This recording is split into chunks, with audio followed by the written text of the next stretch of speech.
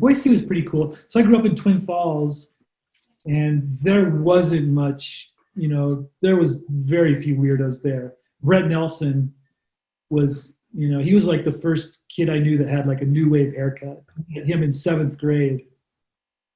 So he was really the only person like that, I think, in Twin Falls that was like into weird music and stuff. And I wasn't really into it with him, but I liked him a lot. We actually kind of bonded over comics at first. And he like always was going to go play music. He's going to move to England when he got out of high school and start a band. Wait, now was that? I'm thinking this would have been like 84, right? 80, somewhere in there, kind of. Early. Like 80, 81, 82, something like that.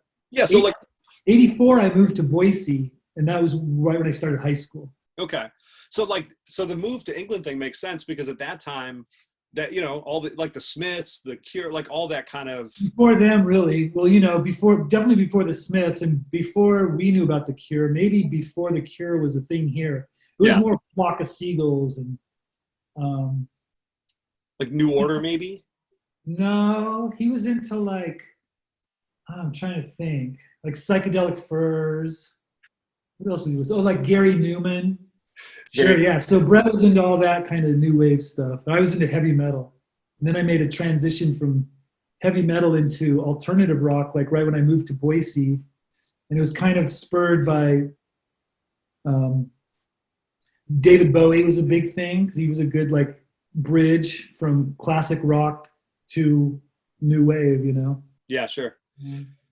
When we say heavy metal, like, do you mean like Sabbath type stuff, or were you into like? No, not good. No, like Ozzy. Yeah, Ozzy. Okay, sure.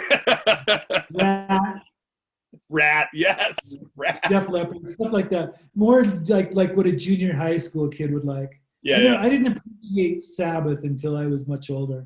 Yeah.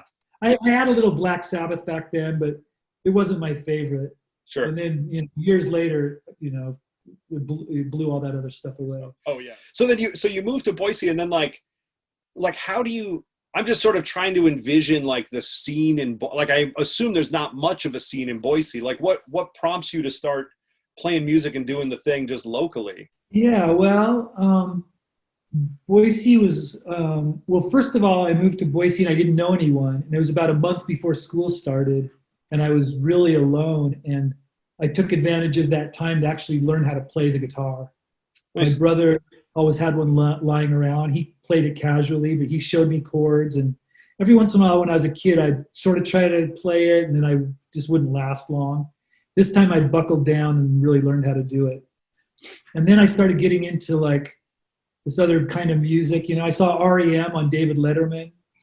And that I thought that was really great for some reason. I remember he introduced them and said that their record was the #1 college radio record, and that really impressed me. Sure. For some reason. So yeah, I got into them and then there was a college radio station, started listening to that and heard like the Smiths, and then I met some kids at school, some skaters who were into punk rock, and told me about the punk rock scene and how bands were playing all ages shows. So there was kind of like a scene with house shows and, that kind of stuff. Totally. Yep. It was not, it was just a few years old, a couple of years old maybe, but yeah, there was some awesome bands. Like there's kind of a famous band, Septic Death was from here, Pusshead, the kind of famous artist. But this like State of Confusion, which was the guys that went on to be, I later on played with in Tree People. Yeah. They were amazing. They were all older guys. They were all out of high school and stuff, but they were just a killer hardcore band. And I wasn't super into hardcore, but I loved them and a handful of other hardcore things. Yeah. As my high school years went on. Yeah. And was your mom pretty cool with that? Like if you were like, hey mom, I'm going to go to a show, I'll see you when I get home. Was that like, it was fine? My mom was awesome about that. In fact, State of Confusion wrote a song about me. And the chorus of the song is the song's about me getting drunk and not going home and getting in trouble and being grounded. But my mom letting me go to band practice still. And so so it's interesting. Like, has she always been pretty supportive then? Like when you were like, hey, I'm going to, cause you moved to Seattle, right? With Tree People. And she was just like, that's great. Go, you know. Yeah, she was sort of like when I got out of high school. When I finished high school, I was not wanting to go to college, and she talked me into going. Said I kind of had to, and I did, and I gave it a little bit of a try, and I didn't make it a whole year. And she would let me go. She didn't hold me to the fire over it or anything. Well, that's good. When I moved away, yeah, I think she was a little bit concerned because my brother and sister both went to lots of college and became professors and stuff. And she had moved. She raised us all by herself, and then she moved. The reason we moved to Boise was so that she could go to college. Hmm. You know, I don't know how old she was then, 35 or I don't think she was 40 yet. But but yeah, so education was important to her, and Yeah. so she was maybe a little disappointed, but she always really supported whatever I did. I was the baby, so she just loved whatever I was doing. Yeah. And then, when the band did anything, she was always really supportive and would show up and stuff. And she's as proud as a mom can be. Now, please tell me that your mom has like a scrapbook somewhere of like old flyers for your shows and stuff. Does that exist? I don't know. I don't think she's that organized. And then what you said you didn't want to go to college. What was your thing with that? Were you just kind of, because like you're into college radio and like, because when I was a kid, I thought I'm going to go to college and get out of this place. That's kind of weird, not weird, not in a great way. And I saw college as like a ticket out, and I love college music. So I thought, oh, there'll be bands and, it'll be fun. What was your kind of, lack of excitement about that? Well, I grew up drawing all the time, and I assumed I was going to go to art school or something. And then when I started playing guitar and in high school started playing in bands and stuff, I just felt like music was a much better outlet for me. It was just more, like I had more ideas. Like I was a pretty good drawer, but I never really came up with very cool ideas and didn't really draw out of my head. I loved comics, but I was not able to really do them at all. I just didn't have it in me. Was it like the idea of narrating a story, like being able to kind of tell a story through images that you kind of got stuck on, or what was the?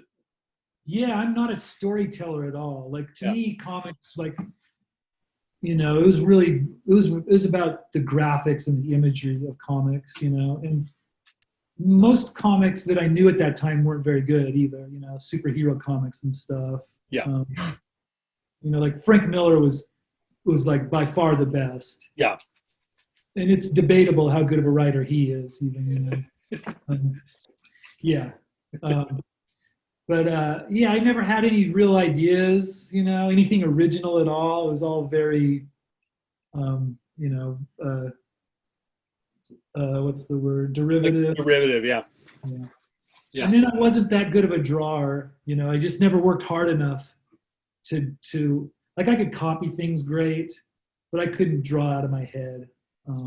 Music, I was able to just like right away come up with ideas that I thought were good. Even if they weren't, they felt good and felt like creative to me. And it was also social and just everything about it. And it was like, as a teenager, I felt way more attached to it.